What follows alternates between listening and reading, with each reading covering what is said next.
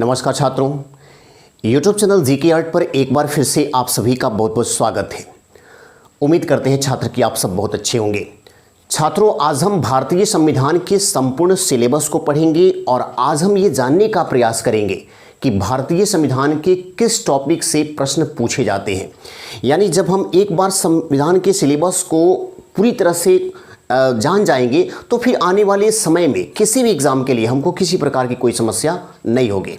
वैसे मैं भारतीय संविधान को जब शुरू किया था तो संविधान शुरू करने से पहले ही मुझे कुछ बच्चों ने अपना सुझाव दिया था कि सर आप सबसे पहले भारतीय संविधान के संपूर्ण सिलेबस को लिखवा दें और उसके बाद संविधान के प्रोसेस को पढ़ाना शुरू कीजिए। लेकिन मैंने कहा था कि संविधान एक ऐसा विषय वस्तु है जहाँ पर सिलेबस को लिखवाना पहले थोड़ा सा मुश्किल है, इसलिए कि भारतीय संविधान के निर्माण की प्रक्रिया से भी क्वेश्चन पूछे जाते हैं।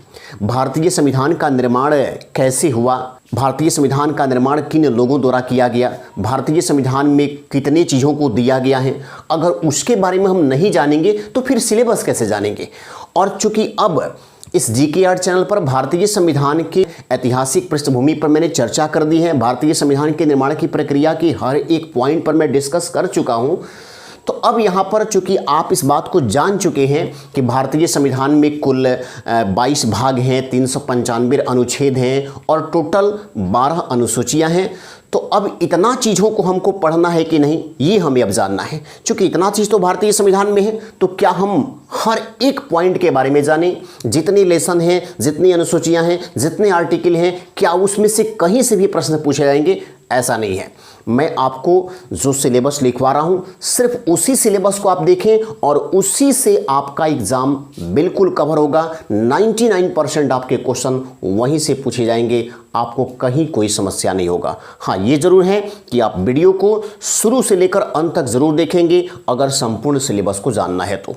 और मैं ये भी कहूँगा कि यदि आप मेरे चैनल पर नए होंगे तो सबसे पहले आप मेरे चैनल को सब्सक्राइब करें। वीडियो अगर अच्छा लगे तो आप अपने दोस्तों के बीच, अपने रिश्तेदारों के बीच इसे शेयर करना नहीं भूलेंगे। और वीडियो कंटेंट आपको अच्छा लगता हो तो प्लीज़ आप उसे लाइक भी ज़रूर करेंगे। तो आइए हम शुरुआत करते हैं भारतीय संविधान के सिलेबस को लेकर। आज हम पढ़ेंगे syllabus of Indian constitution, syllabus of Indian constitution.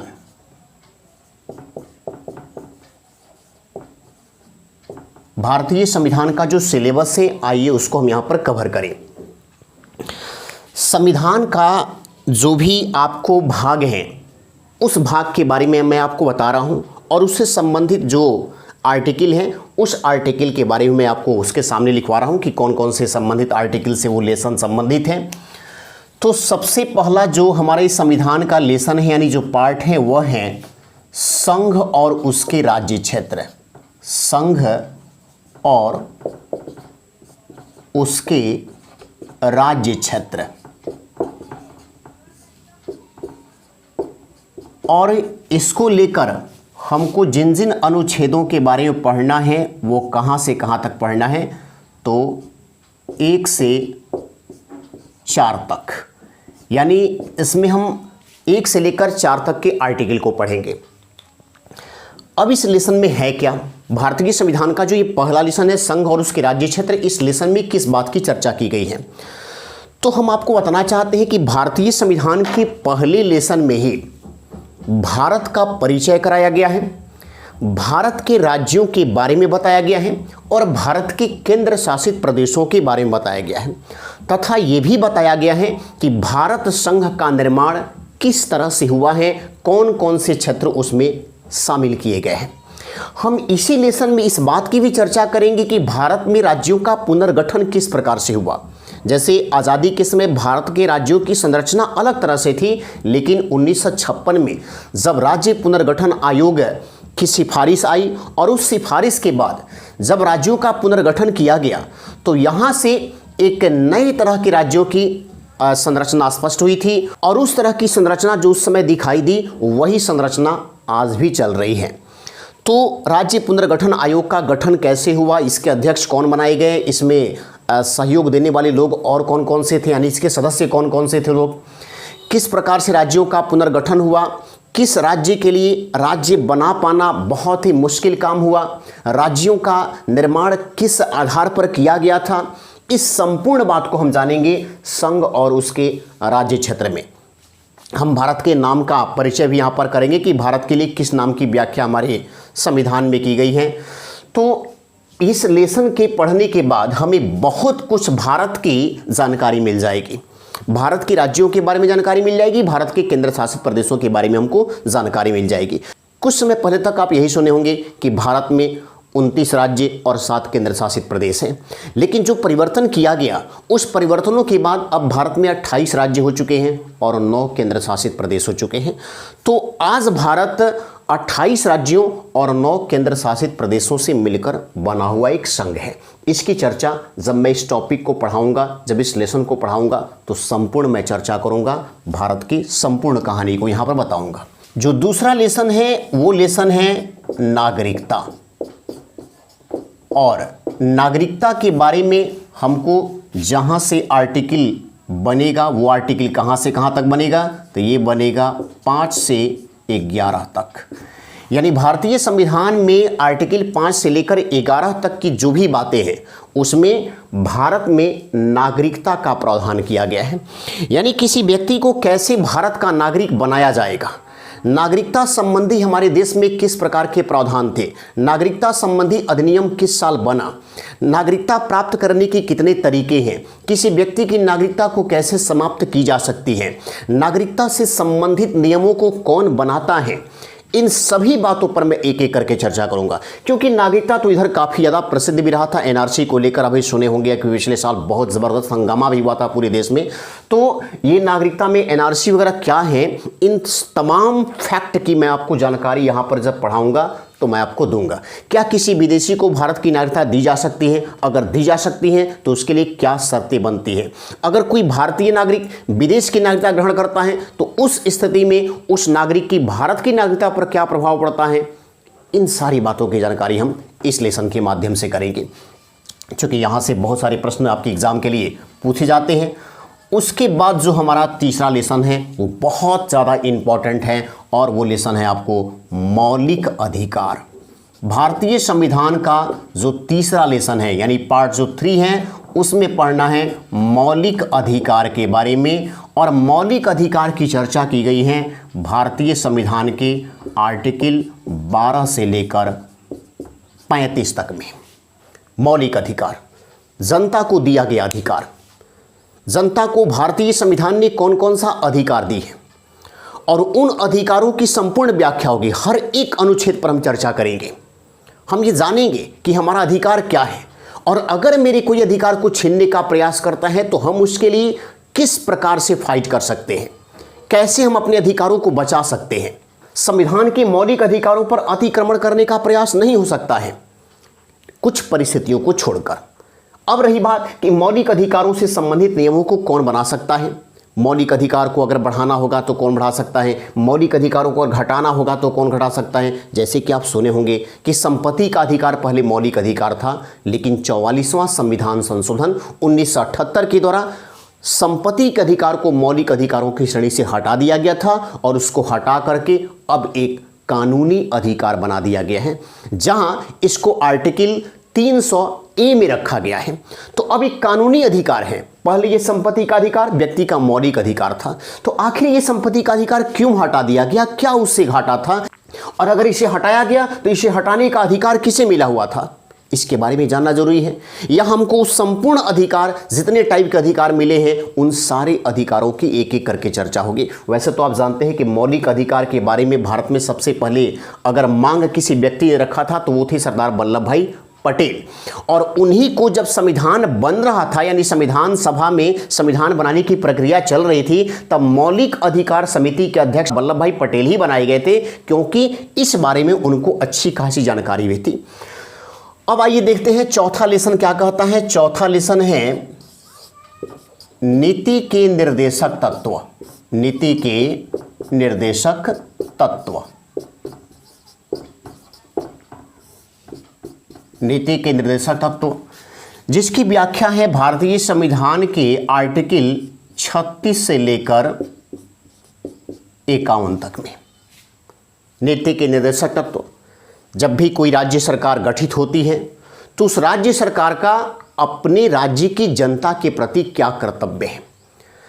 किसी राज्य को बेहतर बनाने के लिए, वहाँ के लोगों को समृद्ध करने के लिए, एक लोक कल्याणकारी राज्य बनाने के लिए, उस राज्य के लोगों के बीच आर्थिक और सामाजिक विषमता को दूर करने के लिए, उस राज्य के युवा पीढ़ी के लोगों को तरक्की के लिए राज्य सरकारों को क्या करना चाहिए, इनके कर्तव्यों का हम कहेंगे पूरी तरह से ये पाठ है नीति के निर्देशक तत्व। एक राज्य अपनी जनता के लिए क्या क्या कर सकता है और किन कार्यों को करें जिससे राज्य का विकास हो, उस राज्य की जनता का विकास हो। ये बहुत अच्छी चीज है, ये होना ही चाहिए। और यही कारण है कि कुछ विद्वानों ने मौलिक अधिकारों पर नीति के निर्देशक तत्वों को वरीयता दी है, क्योंकि ये अधिकार हैं आपके जो आपको मिला है, लेकिन ये सरकार का दायित्व है कि वह अपने जनता के लिए करे।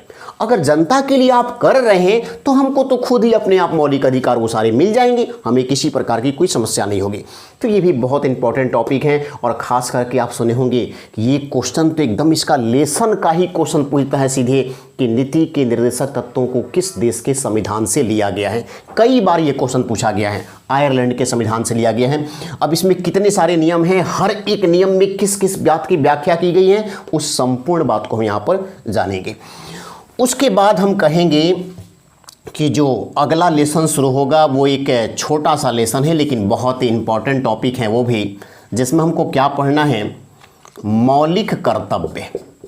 अगर राज्य अपने दायित्वों का निर्वहन अपने राज्य की जनता के लिए करती है तो हम सबका भी यह कर्तव्य बनता है कि कुछ दायित्वों का पालन हम देश के लिए, राज्य के लिए करें, जिससे कि देश एक बेहतर स्थिति में जा सके।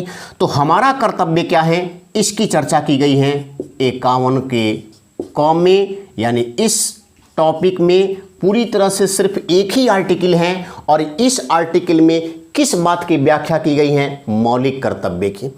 हमारा क्या कर्तव्य बनता है देश के लिए, देश के लिए हमें क्या करना चाहिए, किन बातों को हम करें कि एक खुशहाल देश बन सके, एक समृद्ध देश बन सके और सभी की भावनाओं का सम्मान हो सके। तो हम मौलिक कर्तव्यों की चर्चा करेंगे, जो टॉपिक लिया गया था रूस के संविधान से। शुरुआत में इसका प्रावधान नहीं था, बाद में इसको भारतीय संविधान में जोड़ा गया था। क्या आवश्यकता पड़ गई कि इसको जोड़ा गया, इन बातों को हम बिल्कुल जानेंगे। उसके बाद जो हमारा अगला लेसन होगा भारतीय संविधान का, जिसमें हमको पढ़ना है संघ के बारे में। और मैं आपको बता दूं कि भारतीय संविधान के इस लेसन को कहा जाता है द हार्ट ऑफ कॉन्स्टिट्यूशन। और इसलिए कहा जाता है क्योंकि अगर आप इस संपूर्ण टॉपिक को पढ़ चुके हैं और ये अगर आपसे छूट गया तो समझिए कि संविधान पर आपकी पकड़ कमजोर हो गई। और मैं इसलिए बात बोल रहा हूं क्योंकि आप कंपटीशन की तैयारी करने वाले हैं और जो भी तैयारी करने वाले स्टूडेंट हैं उनके लिए भारतीय संविधान का ये लेसन तो कंप्लीट होना ही चाहिए और अच्छे ढंग से कंप्लीट होना चाहिए। और मैं इसलिए इस बात का जिक्र कर रहा हूं कि आपके संपूर्ण सिलेबस जो है संविधान का, उस संपूर्ण सिलेबस में मैं जितने लेसन की चर्चाएं करूंगा उन सारे लेसनों को रख दीजिए एक तरफ और भारतीय संविधान के संघ को रख दीजिए एक तरफ। मैं इसलिए इस बात को बताना चाहता हूं कि ये संघ बहुत ज़्यादा इंपॉर्टेंट है और इसकी चर्चा की गई है किसमें, तो भाग 5 में। भाग 5 में याद रखेंगे, मैं यहाँ पर जो लिखवा रहा हूँ वो तो नंबरिंग दे रहा हूँ मैं ऐसे कि 1 2 3 4 5 6, लेकिन यहाँ पर ये नहीं समझ लेंगे कि इसकी चर्चा जो है 6 भाग में की गई है। ये 6 सीरियल में लिखवा रहा हूँ, यहाँ पर मैं भाग लिखवा दे रहा हूँ। ये है भाग 1 में, ये है भाग 2 में, ये है भाग 3 में, ये है भाग 4 में और इसका एक अलग भाग है, भाग 4 का ये क है, भाग 4 का क है। फिर ये भाग 5 है कौन सा, संघ। और संघ की मैं बात बता दूं कि इसमें बहुत ज़्यादा आर्टिकल पढ़ना है और ये कहाँ से पढ़ना है, तो 52 से 151 तक, 151 तक। यानी भारतीय संविधान का जो भाग 5 है उसमें संघ के बारे में चर्चा की गई है। संघ का मतलब हो गया भारत सरकार। अब भारत सरकार की अगर बात करें तो चाहे वो राज्य सरकार हो या भारत सरकार हो, सरकार के 3 ही अंग होते हैं, कार्यपालिका, विधायिका और न्यायपालिका। तो कार्यपालिका में कौन कौन से लोग आते हैं, विधायिका में कौन कौन से लोग आते हैं और न्यायपालिका में कौन आते हैं, इस संपूर्ण बात की जानकारी आपको इसी लेसन के अंतर्गत होने वाली है।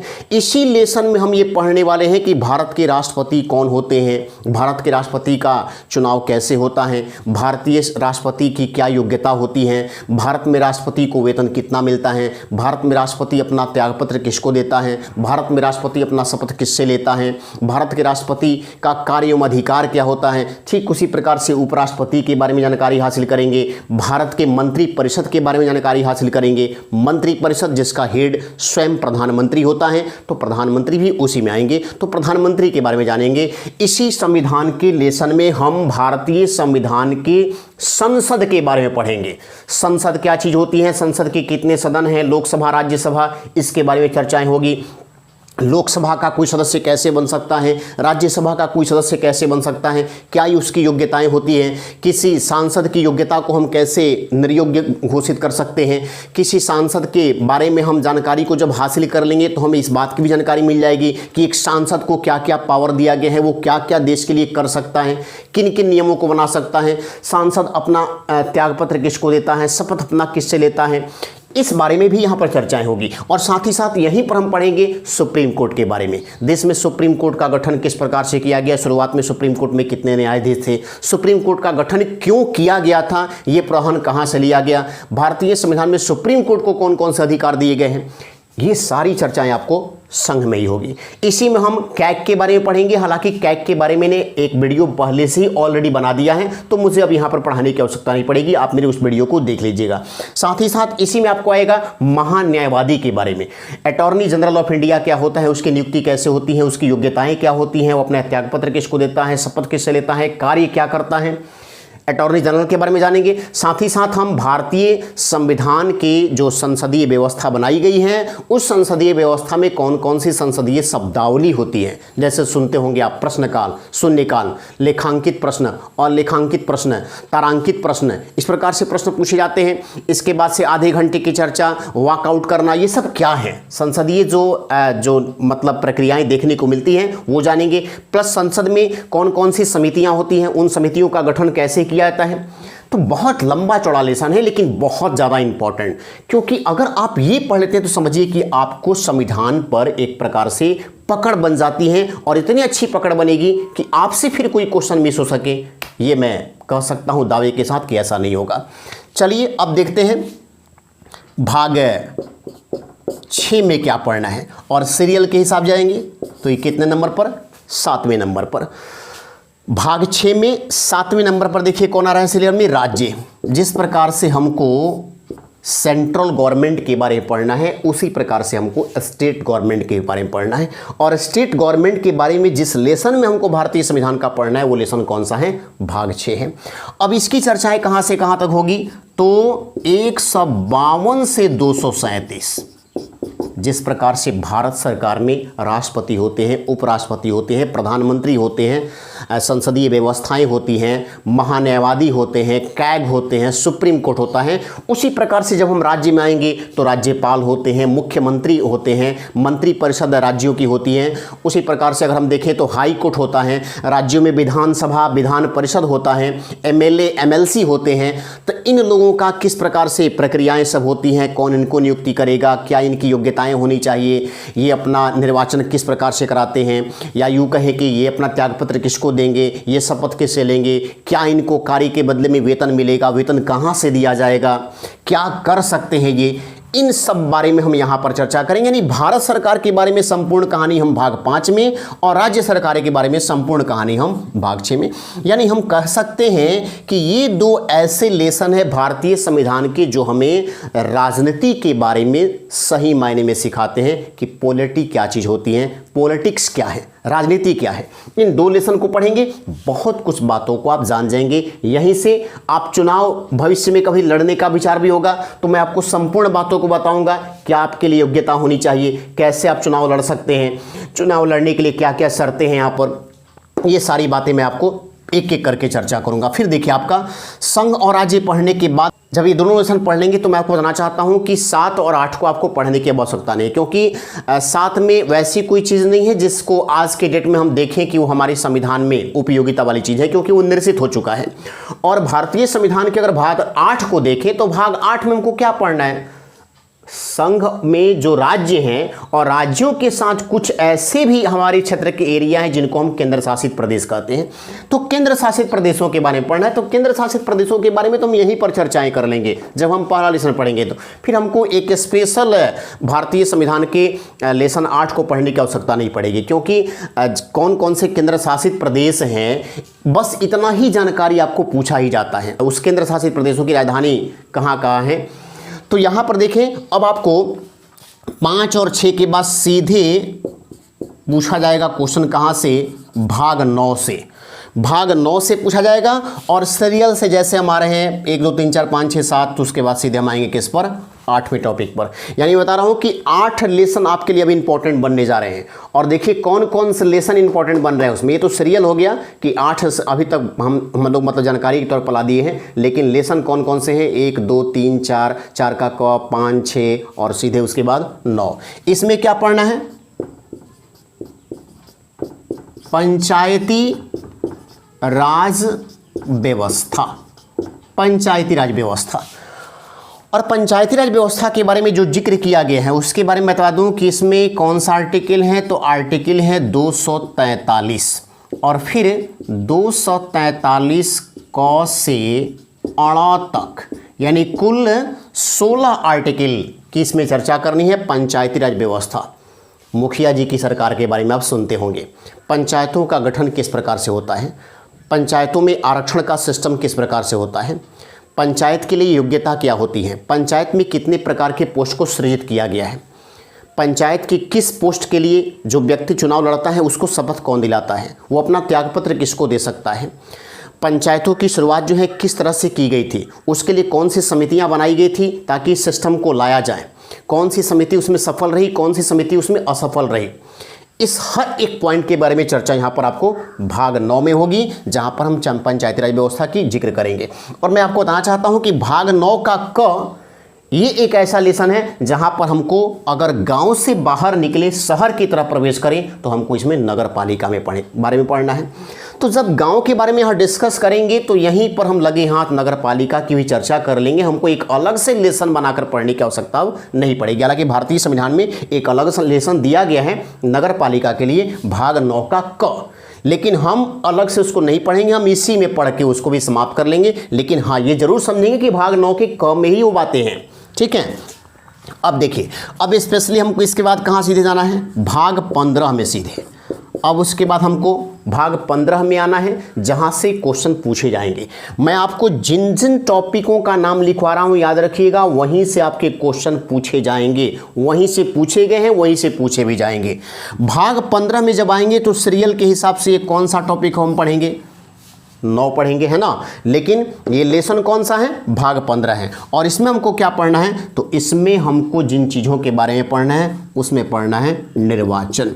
और निर्वाचन का मतलब यहाँ पर ये हो गया कि भारत में चुनाव आयोग के सिस्टम को किस प्रकार से विकसित किया गया है, चुनाव आयोग को कौन कौन सा अधिकार दिया गया है, हमारी चुनाव आयोग का जो गठन था वो किस प्रकार की शुरुआत में उसका गठन हुआ था, बाद में उसके स्ट्रक्चर में किस प्रकार से बदलाव हुआ है, जो चुनाव आयोग के सदस्य हैं या जो मुख्य निर्वाचन आयुक्त हैं वो इस समय कौन हैं, उनके बारे में जानेंगे, उनकी योग्यताओं के बारे में जानेंगे, उनकी नियुक्ति के बारे में जानेंगे, उनके पदावधि को लेकर जानेंगे, उनके कार्य अधिकार को लेकर जानेंगे, उनके त्यागपत्र को लेकर जानेंगे, उनके वेतन के बारे में जानेंगे, किस प्रकार से वो दलों का आवंटन सीटों को लेकर करते हैं, किस प्रकार से वो चुनाव की घोषणा करते हैं, किस तरह से वो अपने क्षेत्रों का परिसीमन करते हैं, कैसे मतदाता सूची को तैयार करते हैं, किस प्रकार से किसी भी नेता पर जो कि चुनाव लड़ने वाला हो उस पर वो अंकुश चाहे तो लगा सकता है, किस तरह से किसी पार्टी को उसका सिंबल प्रदान करते हैं, या कैसे किसी पार्टी को राष्ट्रीय पार्टी या क्षेत्रीय पार्टी का वो दर्जा प्राप्त कराते हैं। तो ये सारी व्यवस्थाएं आपको भाग 15 में हम पढ़ेंगे। निर्वाचन के बारे में जब पढ़ेंगे, यानी इसमें हमको इलेक्शन कमीशन के बारे में पढ़ना है। उसके बाद 15 के बाद हम सीधे पढ़ेंगे भाग 17, और भाग 17 में हमको क्या पढ़ना है, ये इसमें पढ़ना है राजभाषा के बारे में। राजभाषा यानी भारतीय संविधान में कुल कितनी भाषाओं को राजभाषा का दर्जा दिया गया है। जैसे कि मैं बता चुका हूं कि भारतीय संविधान में 22 भाषाओं को राजभाषा का दर्जा दिया गया है। और 22 भाषाएं कौन कौन है, जब मेरे अनुसूची वाले टॉपिक को पढ़ेंगे तो वहां भी मैंने बताया था। हालांकि जब 17 में पढ़ाऊंगा तो अच्छे ढंग से यहाँ पर डिस्कस करूंगा संपूर्ण उस राजभाषा के बारे में। हिंदी का विकास किस प्रकार से हुआ, कौन कौन सी भाषाओं को राजभाषा का दर्जा दिया गया है, शुरुआत में कितनी भाषाओं को राजभाषा का दर्जा दिया गया, बाद में जब राजभाषाओं को बढ़ाया गया तो किस संशोधन से बढ़ाया गया, कब बढ़ाया गया, क्यों बढ़ाया गया, इसके बारे में जानकारी हम भाग 17 में यहाँ पर हासिल करेंगे। और मैं आपको बताना चाहता हूँ कि निर्वाचन का जो आर्टिकल है वो कहाँ से कहाँ तक है, तो ये आपको है आर्टिकल 324 से 329 तक। और राजभाषा का जो जिक्र किया गया है भाग 17 में, इसका जिक्र कहाँ से कहाँ तक है, तो अनुच्छेद 343 से 351 तक राजभाषा का जिक्र किया गया है। उसके बाद हमको पढ़ना है भाग 18। और भाग 18 सीरियल के हिसाब से देखेंगे तो 11वां टॉपिक हम पढ़ने जा रहे हैं अब। और इसमें पढ़ना है आपात उपबंध। अब ये क्या है आपात उपबंध, जिसको जर्मनी के संविधान से लिया गया था। देश पर जब किसी प्रकार का संकट होगा तो उस संकट से हम अपने देश को बाहर कैसे निकालेंगे, कितने टाइप के आपात उपबंध होते हैं, अभी तक कितने टाइप के आपात उपबंधों की घोषणा की गई है, आपात उपबंधों को घोषणा करने के पीछे क्या वजह हो सकती है, आपात उपबंध जब घोषित होते हैं तो उससे हमारे देश की कार्यपालिका, विधायिका और न्यायपालिका पर क्या प्रभाव पड़ता है, देश की जनता पर क्या प्रभाव पड़ता है, कौन इसे वापस ले सकता है, कौन इस आपात उपबंधों को लागू करता है, ये सारी कहानी आपको भाग 18 के अंतर्गत आपात उपबंध में पढ़ाऊंगा मैं। ये अच्छा टॉपिक है, कई क्वेश्चन यहाँ से पूछे जाते हैं। और इसकी चर्चा मैं बताना चाहता हूँ कि भारतीय संविधान में कहाँ से कहाँ तक किया गया है, तो इसकी चर्चा किया गया है अनुच्छेद 352 से लेकर 360 तक, 352 से लेकर 360 तक। और लास्ट एक और जो आपको पढ़ना है आर्टिकल, वो आपको कौन सा और कौन सा लेसन, देखिए एक लेसन पढ़ना है आपको 20, जो हम क्रम से आएंगे टॉपिक में। तो कितने नंबर टॉपिक, ये 12 नंबर टॉपिक, भाग कौन सा होगा 20। और लेसन का नाम है संविधान संशोधन। बहुत ज़्यादा ज़रूरी, संविधान संशोधन। भारतीय संविधान में संशोधन क्यों किया जाता है, अभी तक कितने संशोधन किए गए हैं, किस संशोधनों के द्वारा कौन से प्रावधानों को लाया गया है, संविधान संशोधन की प्रक्रिया को किस देश से लाया गया था। और आर्टिकल की बात करेंगे तो सिर्फ एक आर्टिकल है, कौन सा आर्टिकल, आर्टिकल 368 यानी 368 आर्टिकल जो है उसका संबंध किससे है, संविधान संशोधन से। तो अगर हम इतना डिस्कस कर लेते हैं, भारतीय संविधान के इतने टॉपिकों को पढ़ लेते हैं, तो फिर हमें किसी प्रकार की कोई समस्या नहीं होगी और संपूर्ण सिलेबस की जानकारी हमको मिल जाएगी जहां से प्रश्न पूछे जाते हैं। ये संविधान की मैं कथा पूरा यहाँ पर नहीं लिखवा रहा हूँ, पूरे संविधान के सारे लेसन को मैंने लिखवाया हूँ। मैंने यहाँ पर लिखवाया आपका सिलेबस, जो आपसे पूछा जाएगा। कहाँ से पूछा जाएगा, ये इन टॉपिकों से क्वेश्चन पूछे जाएंगे। तो मुझे उम्मीद है कि आपको ये बातें समझ में आ गई होगी। अब मैं जब लेसन की शुरुआत करूंगा तो आप अच्छे से हर एक लेसन को पढ़ेंगे, उसे अच्छे से समझेंगे, ताकि आपको एग्जाम में किसी प्रकार की कोई समस्या ना हो पाए। तो चलिए फिर हम मिलेंगे अगली क्लास में, तब तक हम आपसे विदा लेते हैं। धन्यवाद।